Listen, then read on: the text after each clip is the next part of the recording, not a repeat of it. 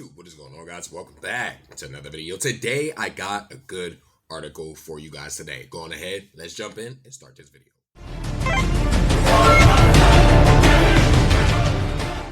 All right, guys, what is going on? We are back and we got a good article from our good friends over at CBR.com. Let's go ahead and take a look at the screen now. You've seen it in the title, and this is very interesting, and I really wanted to bring this one to the channel because I could actually see if they finally stop hoeing my man's Vegeta. You see right here, Dragonball Super theory. Vegeta will end the series stronger than Goku.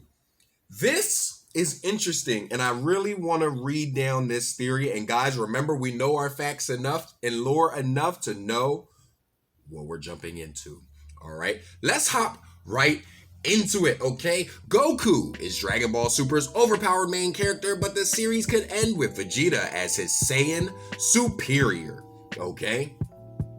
Dragon Ball Super is the latest installment in Akira Toriyama's long-running signature shonen series, and recently certain elements are hinting at a possible endgame, or, at the least, a semi-retirement for some of Dragon Ball's most important characters. The ongoing rivalry between Vegeta and Goku remains one of Dragon Ball's most entertaining dynamics that's pushed both Saiyans to unprecedented heights. Dragon Ball fans have spent more time with Goku, and they're used to seeing him as the series' perpetual protagonist. However, Dragon Ball Super has made substantial moves with Vegeta that have helped remove him from Goku's shadow and set him up for a fascinating future. Dragon Ball Super's tide begins to slowly turn, and a series of evidence points towards an ending where Vegeta is actually stronger than Goku, which is the best way that Dragon Ball could conclude, okay? This is getting interesting, all right? Let's hop right into it right here. Vegeta has technically beaten Goku in each of their major one-on-one fights. Let's jump right into this because this is going to hurt a lot of Dragon Ball fighters' hearts, okay? Let's talk about it. A flawless battle record isn't indicative of a character's overall success or protagonist status, but it's easy to forget the specifics of Goku and Vegeta's most important brawls. Vegeta has lost more fights than Goku when it comes to other villains, and some of Vegeta's biggest coups are ultimately unsuccessful. However, Goku and Vegeta's focused one-on-one encounters paint a very different picture of Saiyan supremacy. Goku and Vegeta's first big fight ultimately ends in Earth's favor, but it's Vegeta who consistently holds the advantage over Goku. The fight concludes with Goku's bones broken and him helpless to stop Vegeta. Ultimately, support from Gohan, Krillin, and even Yajirobe forced Vegeta to retreat. This sets an important precedent that's followed for the rest of the franchise. And this is one that a lot of Dragon Ball fans do not want to talk about, okay? Goku and Vegeta's next major altercation is during the Buu Saga when Babidi's magic manipulation results in Majin Vegeta. Majin Vegeta versus Goku conjures a lot of Saiyan Saga nostalgia, and it's not easy to watch Vegeta take innocent lives and violently beat Goku. Vegeta's creative techniques and strategy technically make him the winner in this feud, even if Goku could have transformed into a Super Saiyan 3 the entire time and ended the battle.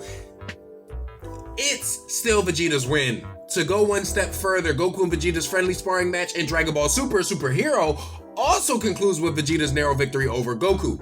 This is technically the most recent feud between these two characters, and it points to Vegeta's superior strength. Yes, this I can agree with all in all. I can definitely agree with that statement because at the end of the day, Dragon Ball fans, we have to accept the fact that Vegeta has beaten Goku every single time. Even I agree with that because yes, the one thing that us as fans have got to get out of our head is the fact of the matter that yes, we know Goku was stronger than Vegeta. We know that. He was stronger than Vegeta in Super Saiyan 3. But it's a shoulda, coulda, woulda. You feel what I'm saying? This is a shoulda, coulda, woulda situation. Okay? Goku knew Vegeta was on that type of time.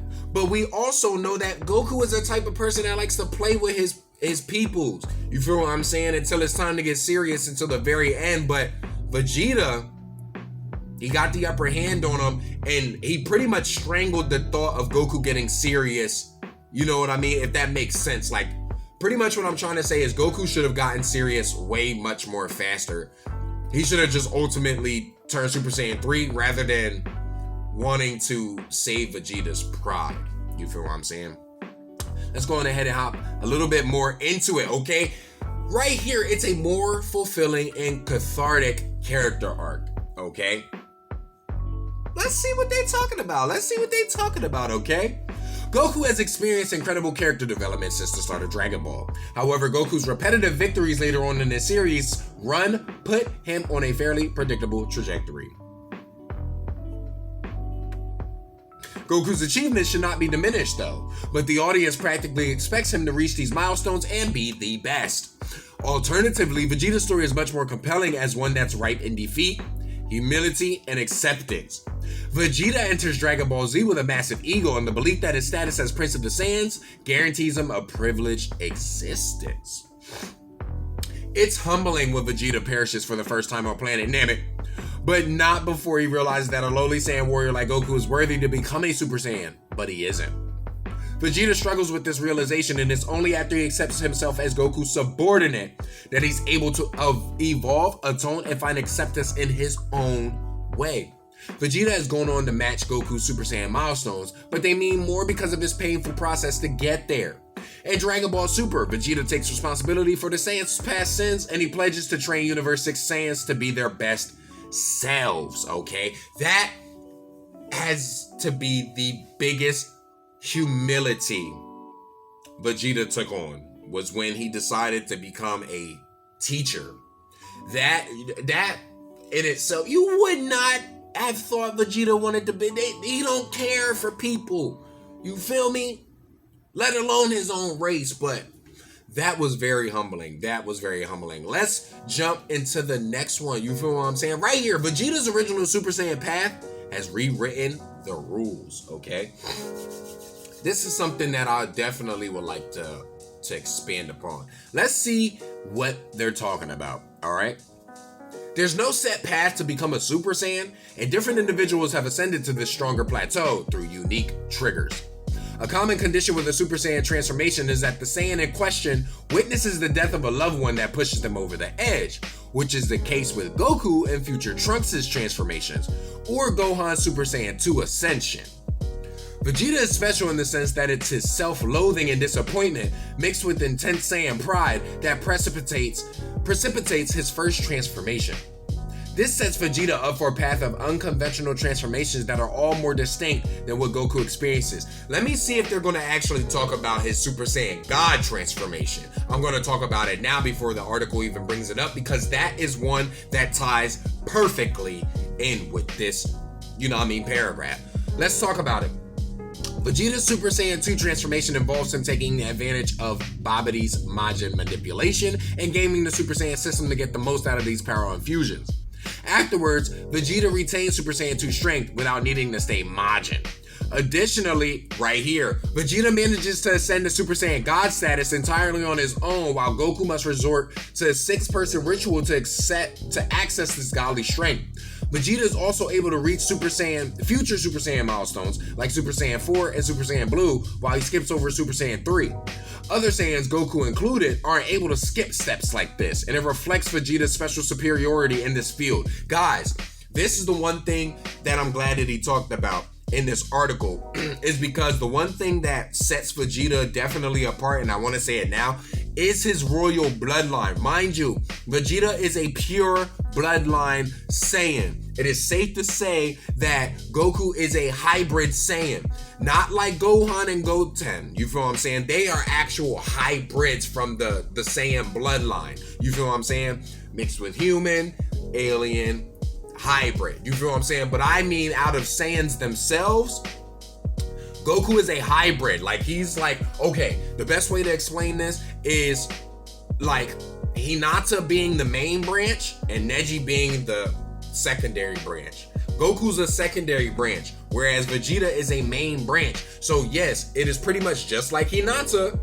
Vegeta has all this power, but is looked down upon like he ain't nothing. But yet he's supposed to be on this high pedestal because that's what he's granted. It's because of his pure bloodline. You feel what I'm saying? Which is the reason why he was able to skip steps, because he has the power. I just feel like it's the timing of his humility and emotion that allows him to skip these steps. Let's go on ahead and talk about it. You feel what I'm saying? Like, this has been one that I really felt myself, because I felt this too. Talk about it. Ultra Ego has greater potential than Ultra Instinct. I feel this way too. I do. Let's talk about it and see if we feel the same. Goku and Vegeta have traded Super Saiyan milestones back and forth for decades. Dragonball Super finally breaks this pattern once Vegeta begins to experiment with Super Saiyan Blue Evolve and special hydration battle techniques like Force Spirit Fission. Vegeta realized that Goku's Ultra Instinct doesn't properly represent his own fighting habits, and he opts for a more fitting counterpart. Vegeta taps into Ultra Ego, which is an intense transformation that allows Vegeta to progressively get stronger depending on how much damage he takes. Ultra Instinct is a Zen-like state where Goku's body almost acts independently of thought, which is advantageous but also full of limitations. Vegeta has only made prominent use of Ultra Ego once, but it seems to have a much greater threshold than Ultra Instinct. Ultra Ego aside, Vegeta has also mastered God of Destruction training under Beerus's guidance and picked up devastating God of Destruction techniques like Hakai. There's even been speculation that Beerus is training Vegeta to be his God of Destruction replacement, which is an honor that hasn't been bestowed upon Goku, which also, again, we as fans know Goku is not going to sit on a throne. That man wants to fight. So there you have that, all right? Let's talk about it. One of Dragon Ball's greatest themes is conceding defeat to someone stronger, okay? Let's really talk about this, okay? Goku has had to work hard to be the best. He's experienced plenty of success in battle, but oddly enough, it's the fights where he falls short that makes the greatest impact. Loss is an essential ingredient in becoming better. A warrior can't grow if they're unable to identify their shortcomings and truly feel like they're in danger. Curiously, one of the earliest lessons that Master Roshi in Jackie Chun mode teaches Goku is that there's always going to be someone out there who is stronger. Goku experiences this plenty in the original Dragon Ball after his World Martial Arts Tournament defeats by Jackie Chun and Tien, but it's less on his mind during Dragon Ball Z and Dragon Ball Super, and I definitely agree with that. It's long overdue for Dragon Ball to return to this important tenet. All of Goku's greatest accomplishments are the result of him feeling weaker than his enemy and the desire to push himself even harder. Dragon Ball Super is less dramatically interesting if Goku is always the best of the best, okay? And it's this tired storytelling that ends Dragon Ball Z and Dragon Ball GT on lackluster notes, okay? Dragon Ball Super ending with a world where Vegeta is definitely stronger than Goku helps reward Vegeta's prolonged struggles in a way that also doesn't take the spotlight away from Goku. Goku would represent his second place status, and it indicates a future where he's always working to reach Vegeta's level instead of ambivalent complacency over being the best. It won't be easy for Dragon Ball Super to end with Vegeta having superior strength to Goku, but it's what's best for the characters in franchise. Guys, I can 100% say I 100% based off lore and show alone. This is facts. This article is full facts, bro. We can't manipulate this at all. This is straight facts. I agree with everything you said in this article. 100% hands down. Vegeta really does need to be the winner. The winner in the end, because it definitely, like said in the article, it would give Goku that prominent continuance of finding the will to keep getting stronger, because Vegeta's going to be ahead of him, but it's also going to give Vegeta that status where he's not hoed finally. Stop hoeing the Prince of All Saiyans. Even though I love Goku, I do know that Vegeta deserves his crown as well. Guys, if you enjoyed this video, you already know what to do. Don't be afraid to hover and haunt that like button. Subscribe today to become part of the Soul Gang. Team Nephilim, let's get it. Tap the notification bell to know each and every single time I'm uploading these videos, baby. And guys, remember, to be good at the game, you gotta kill with skill. And until our next nightmare, guys, I know I look kind of funny. That probably did look funny. I ain't even worried about it though. What I am worried about, we gotta get this stuff done. We gotta get this stuff done, okay? Let's wrap it up.